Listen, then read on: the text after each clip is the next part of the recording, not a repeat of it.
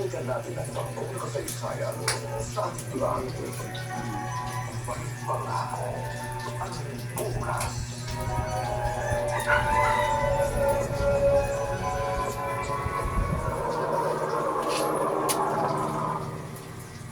Boss mo ba yung kausap ko kanina?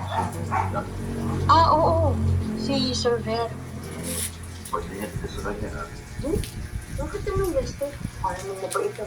Gusto nga ka kanya, eh. Hindi. Halata ko sa mga tutog niya sa'yo. Ano ka ba naman? Alam mo lang yun. Saka parang anak na ako, no? Walang parang anak sa babaero. Sabi, tama ba? Oo. Iwasan ka rin sa magpupunta kami mo. Siguro nag-selos. Siguro nobo kita. Hindi niya alam. Best friends lang naman tayo. Kaya mag-ingat ka. Baka dumating ka na mas mama.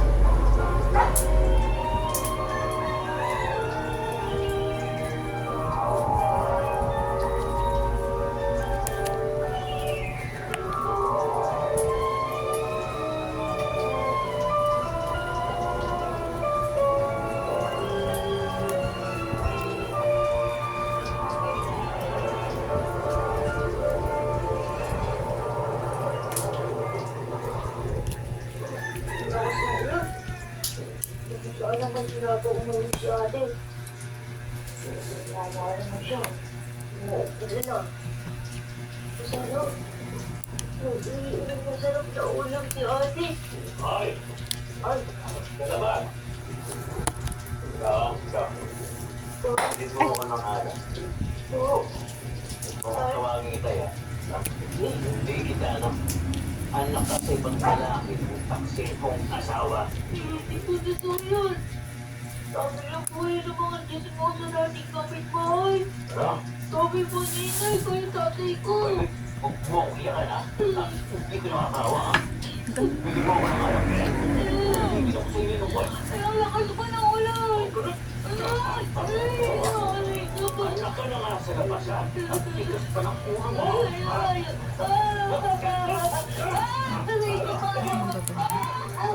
Bibili ako ulang-ulang. Hati mo.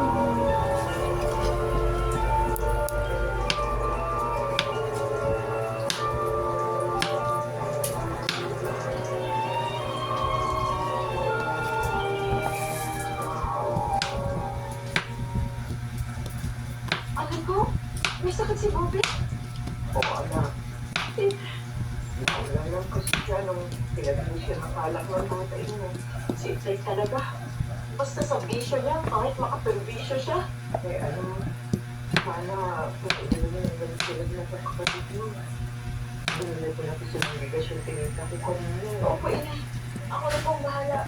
Bibili po ako ng gamot bago po ako sa process sa trabaho.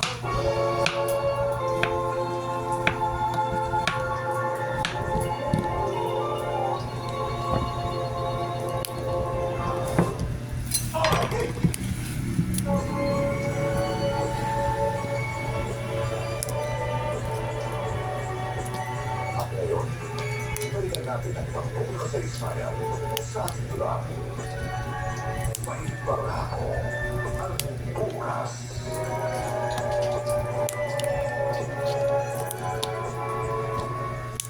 Oo, kaya na. Kailangan mo nagpunta ka dito sa office ko. Sir, magpapaalam mo sana ako. Tumawag ka sa nanay ko, dadalhin ko lang sa ospital ng kapatid ko ng so. Oo, bakit? Napaano? Araw ko kasi may lagyan. Tapos ngayon, pinagdubuo. Sabay, dapat nang daling ka sa hospital. Iba kung ano na yan. Sige, lumakad ka lang. Salamat po, sir. Sige po, tutuloy na po ako.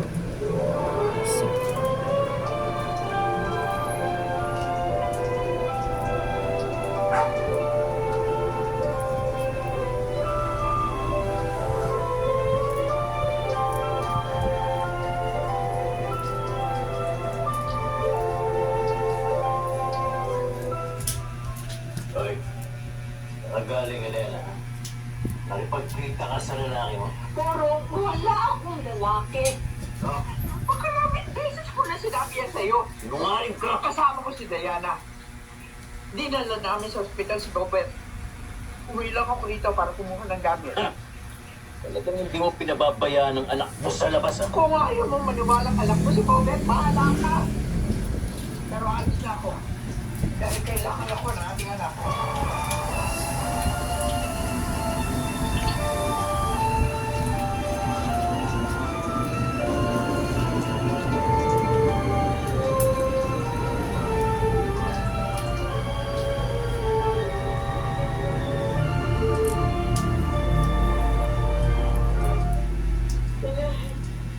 Bakit ginilang kayo? Nanahirap ako sa panagpero sa isang kong pinaglalababahan na sa akin. Bakit po? Bakit? Ano nangyari sa kapatid mo? Wala po sa inay. Iniwan na tayo po.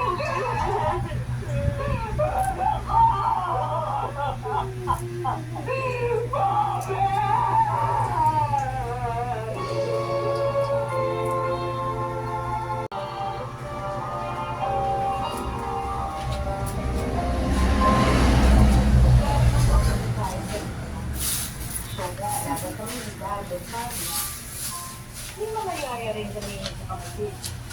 Pero, igagawa ko ng mga sa kanila para makipaglaro sa mga kapitbahay namin na nakatira sa barangay. Hinan ako ang pagiging mapagtiwala at matulungin hanggang sa payagan ako ng mga daddy na mag-aral sa Amerika. Kaya lang, nung naging ako dito, dito na kami, may pagpapalala.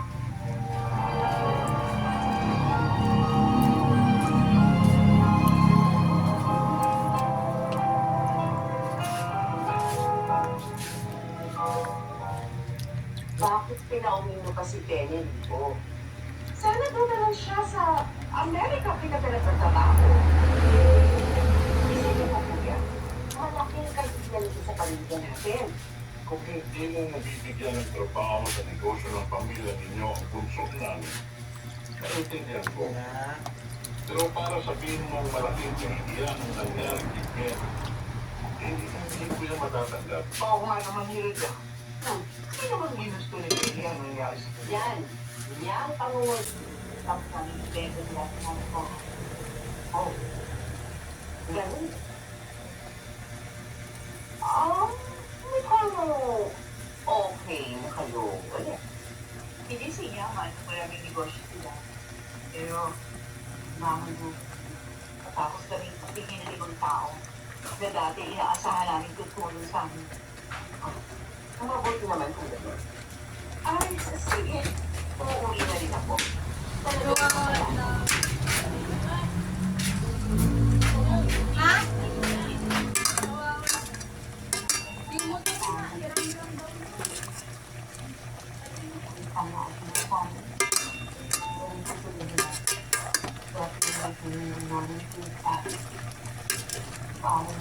Ang